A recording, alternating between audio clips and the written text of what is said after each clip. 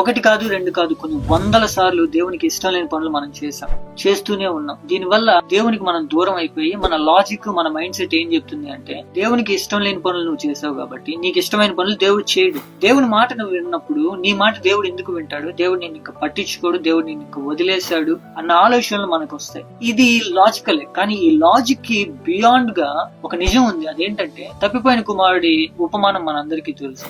అందులో తండ్రి తన జీవిత కాలం అంతా కష్టపడి చెమటోచి సంపాదించిన ఆస్తి ఆయన ఇంకా బతికుండగానే తన చిన్న కుమారుడు వచ్చి నా వాటా నాకు కావాలని తీసేసుకుని వెళ్లి దుర్వ్యాపారాలు, పాపాలు అన్ని పోగొట్టుకునేసాడు. మొత్తాన్ని వ్యర్థం చేసేసాడు. తండ్రి దగ్గరికి ఏ మొహం పెట్టుకుని రావాలి అనే లాజిక్ అడ్డొచ్చింది. కానీ ధైర్యం చేసి కనీసం పనివాడిగానే ఉంటాను అన్న ధైర్యంతో వచ్చాడు. కానీ తండ్రి ఏం చేశాడంటే, పరిగెత్తుకుంటూ వెళ్లి కౌగిలించుకుని ముద్దు పెట్టుకుని ఎంతో సంతోషపడ్డాడు. తను జీవిత కాలం సంపాదించిన ఆస్తి కంటే, తన కుమారుడు చేసిన తప్పు కంటే తన కుమారుడు అంటే ఎక్కువ ఇష్టం. అలాగే నువ్వు తిరిగి రావడం దేవుడు కోరుకుంటున్నాడు. ఆయన ఎదురు చూస్తున్నాడు. నువ్వు ఎప్పుడైతే ధైర్యంగా ఆయన కృపా సింహాసనం వద్దకు వస్తావో అప్పుడు ఆయన నిన్ను కౌగిలించుకోవడానికి సిద్ధంగా ఉన్నాడు, ముద్దు పెట్టుకోవడానికి సిద్ధంగా ఉన్నాడు, తిరిగి నీకు ఆ పొజిషన్ ఇవ్వడానికి సిద్ధంగా ఉన్నాడు. కాబట్టి మన లాజిక్ ని దాటి దేవుని ప్రేమని అర్థం చేసుకుని ఆయన దగ్గరికి రావాలి.